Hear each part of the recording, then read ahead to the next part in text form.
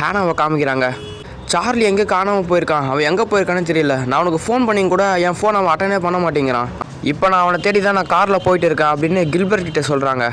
ஆனால் கில்பர்ட்டால் இவங்களுக்கு உதவி செய்ய முடியாது. ஏன்னா இவர் இப்போ கிளாஸில் ஒர்க்கில் இருக்காராமா. அதுக்கு பதிலாக இவர் என்ன ஐடியா தராருன்னா, நீ முதல்ல போலீஸ் ஸ்டேஷனுக்கு போ, அங்கே ஷெரீஃப் இருப்பார், அவர்கிட்ட கம்ப்ளைண்ட் கொடு, மிச்சத்தை அவங்க பார்த்துப்பாங்க அப்படின்னு சொல்கிறாரு. அப்படியே கட் பண்ணால் நம்ம சார்லியை காமிக்கிறாங்க. இப்போ இவன் எங்கே இருக்கானா, போன முறை இவனோட ஃபேமிலியை அட்டாக் பண்ண வந்த அந்த 3 பேர் பதுங்கியிருக்க இடத்த இவன் கண்டுபிடிச்சிட்டான். அந்த இடத்துக்கு தான் இப்போ சார்லி வந்திருக்கான். போன முறை மேக்ஸ்ன்னு சொல்லி ஒருத்தனை காமிச்சிருப்பாங்க. ஆனால் அவனோட உண்மையான பேர் மேக்ஸே கிடையாது, அவனோட பேர் ரிவேரா.